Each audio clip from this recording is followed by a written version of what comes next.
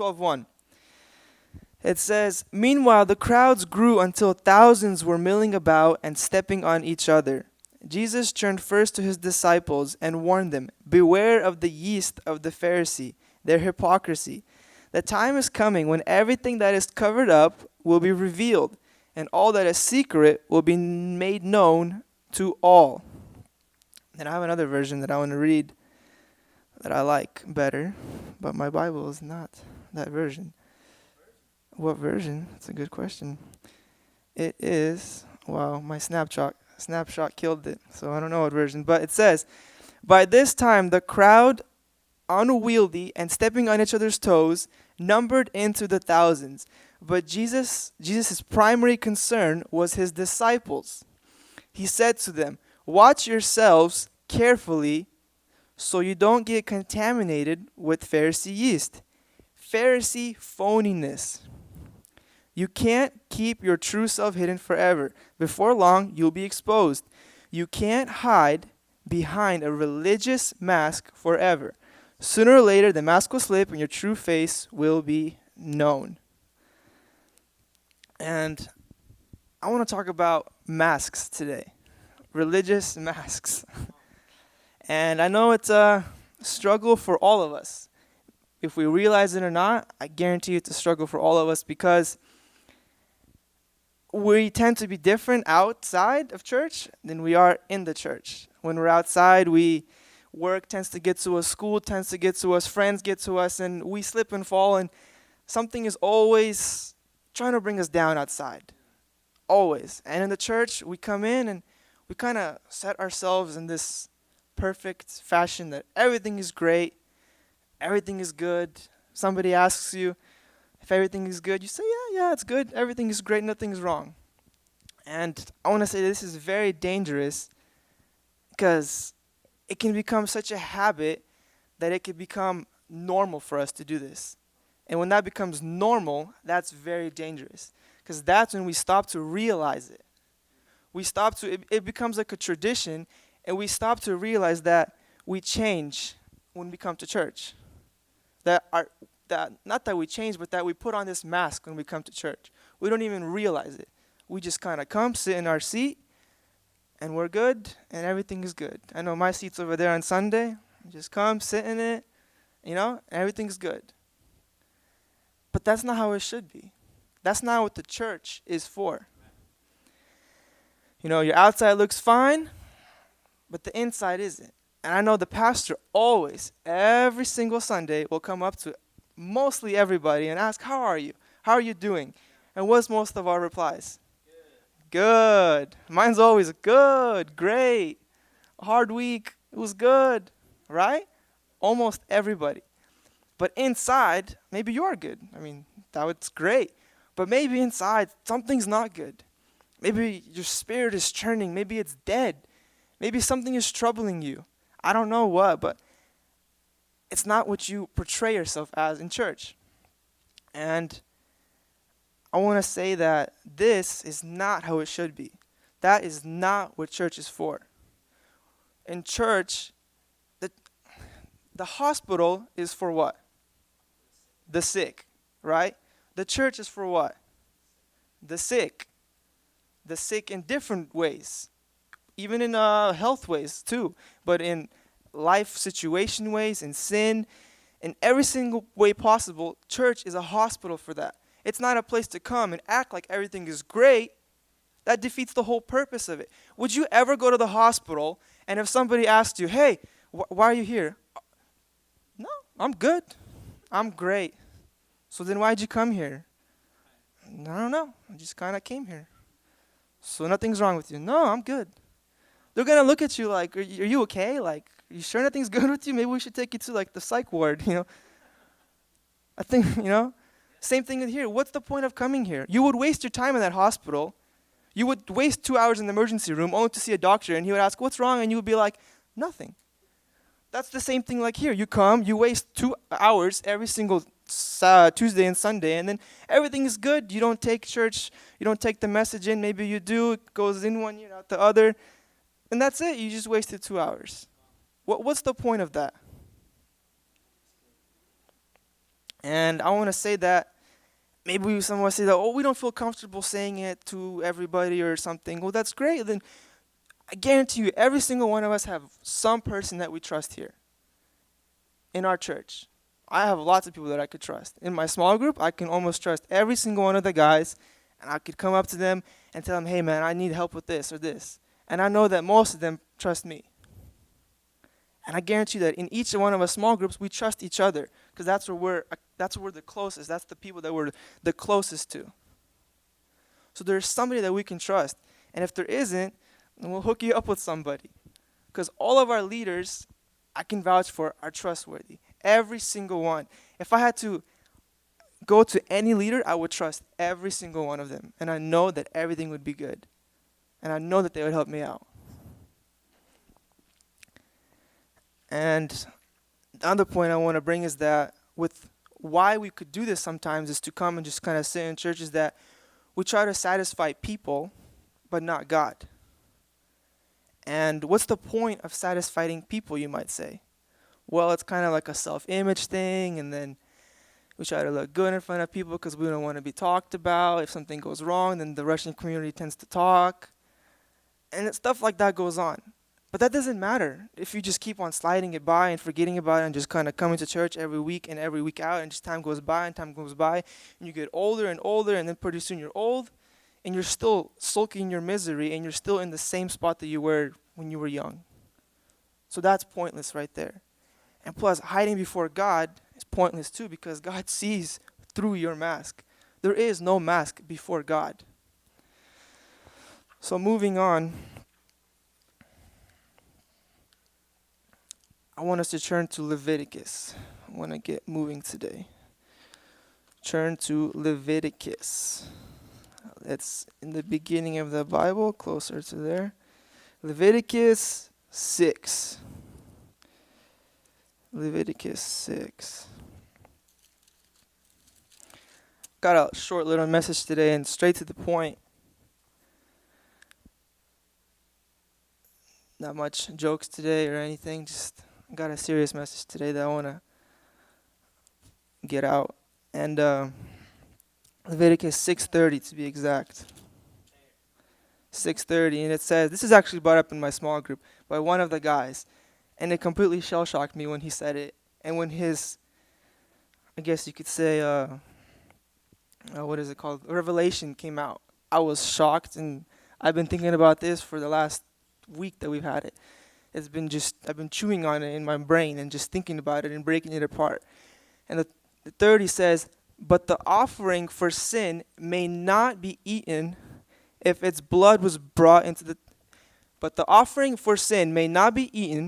blood was brought into the tabernacle as an offering for purification in the holy place. It must be completely burned with fire. I got another version too. It kind of clears it up more. And it's, any sin offering from which its blood was brought to the tent of meeting to make atonement in the sacred place is not to be eaten. Instead, it is to be incinerated. So when they brought sin offerings for sin to the temple or to the tabernacle here, the offering had to be completely burned. Completely. It wasn't to be, nothing was supposed to be left of it but ashes. Everything was supposed to be burned. And we might say, okay, well, what's so important about this? Well, watch this. When you throw a lamb on a fire, throw it on there and flip it back up aside and you pull it out, is it burned completely? No, it's partially burned. It's not burned completely. Same in our lives. When we come before God asking for repentance, when we come to repent about something or anything that we've done, we come and we get on our knees, we repent, we might feel some goosebumps, we might feel the Holy Spirit that night, it might seem like everything is good, and then we leave and we go back to our normal life, or maybe we don't even go back to our normal life, maybe we do change a little bit, tweak some things there, fix things up a little bit there, but that sin wasn't burned away completely. Sure, we were washed white as snow. by the grace of Jesus, by the blood of Jesus. We were forgiven here. That's a fact. We were forgiven. But just because you were forgiven and you leave outside that door doesn't mean that sin won't come attack you again. It doesn't mean that you won't have any trouble with it again, ever again. No. You're going to have even more trouble after that. And attacks are going to keep coming and coming and coming. And you have to keep working on it and keep working on it and keep burning away that problem from your life. Over and over, every single day. You have to keep burning it away. If you struggle with lying, you come, you forgive. The first step is forgiveness. You ask for forgiveness for lying. Just because you asked for forgiveness and you were forgiven completely and you leave doesn't mean that the next day you won't go lie again to your mom or to your brother or to your coworker or anybody. You have to work. You have to put effort into burning away that sin of lying, into that problem of lying every single day. You have to work on it. Whatever it may be, lying, gossiping, stealing, hating, whatever. We have to work. We have to put effort every single day not to do the same thing over again. There's no point to come every single week or every single day and ask for forgiveness, but we're not even trying to get rid of ourselves, help ourselves with that sin. There's no point in doing that. That's not true. We're not asking for true repentance. We're just asking to make ourselves feel good, to satisfy our desire to kind of get that shame off of us, kind of clean up that shame so that we don't feel bad going to sleep or something. Oh man, I did that, ask for forgiveness. But in the back of your head, you're going to do it the next day, or you're going to do it again. That's pointless. You have to keep working. You have to burn it away completely until it's incinerated every single day. I don't know how long it may take. It could take a couple days for you. That's great. It could take years. Years and years and years. I was watching this video yesterday that my parents were watching on TV. And it was about this lady. And she was giving an interview about she was giving a testimony. And she was a drug addict. And she sold drugs, this is in Ukraine, for 22 years. She sold drugs and she was an addict for 22 years. From 20 till 42. And at age 42, somehow, some way, she got dragged into a church and she repented. And she was saying, you know what? That was great. I was so happy. My life, my eyes opened up completely. I was a new person that night. She says, but the next day, things were still pretty good. I was still kind of, she said, high off of the Lord. I was still kind of pumped up and my juices were still flowing. But the next day after that, the second day, it was kind of like, I was kind of back to normal in a way, She's like, everything was fine. The third day, she said, I wanted to go back and kind of hit that drug again.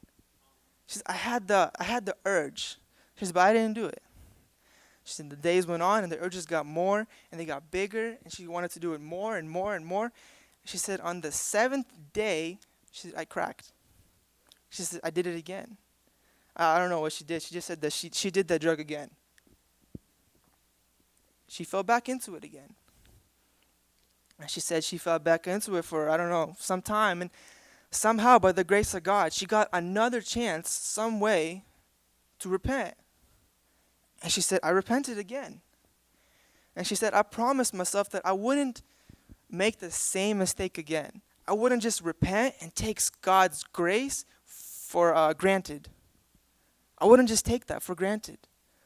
She said, so I knew that I couldn't do it by myself. So she said, I signed up for rehab. So I went to a rehab center. And she thought I thought everything was going to be easier at the rehab center. I thought that I was going to be strong all the time in the Lord and everything. I was going to get through it. And she said, no, and the rehab center is even worse.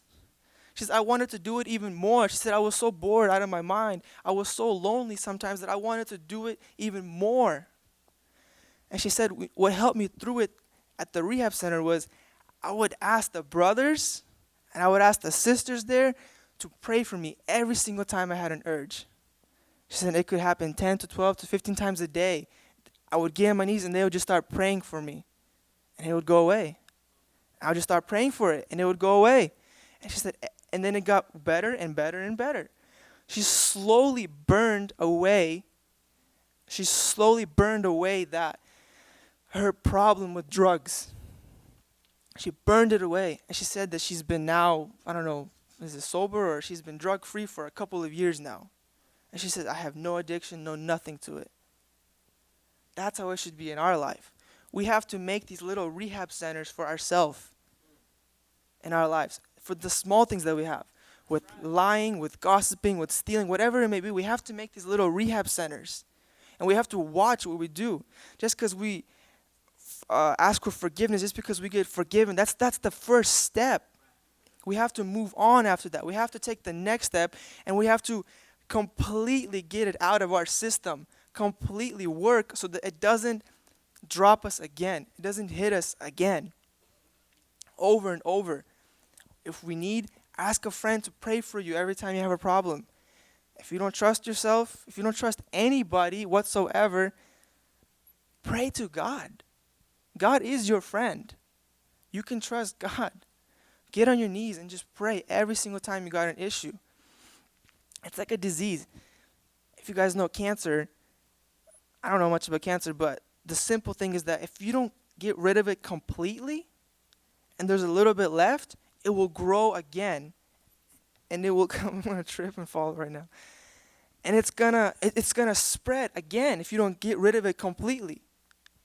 Same thing with an athlete. If you have a serious injury on your knees, and you don't opt for surgery and you just kind of opt for like the quick way out, sure, you'll be okay, you'll look okay, you'll walk around fine, but when you actually start doing something and get into it, it's dangerous because it can mess up again because it's not healed all the way. And when it does mess up again, it's worse than it was the first time. You have to completely heal that knee. You have to completely heal it like athletes do. Same thing with us. We have to completely get rid of that. And the whole beginning of my ceremony, what the mask part was, we have to get rid of these things, but we have a church and we have a family that can help us through this. We have small groups that help us through this. I don't know about you guys, but in small groups, that's when things get very intimate. That's when people can actually kind of put their walls down and kind of truly speak their heart. I can tell in every small group that the guys are much different than they are in the youth ministry. You would be surprised, but the guys do have a heart. They get very intimate and they completely open up what they have going on and all these issues. And that's good, and that's the way it's supposed to be. And that's how it's supposed to be for all of us. We have to get connected somehow, some way. We have to burn away our sins, and we can't come to church with a mask. That's not what it's for. You can't come to a hospital with a mask and say that you're good. It's the same exact principle here. The church is your hospital. It is where you can let your guard down a little bit, not the opposite, where you put your guard up even more. We have to truly consider that thought.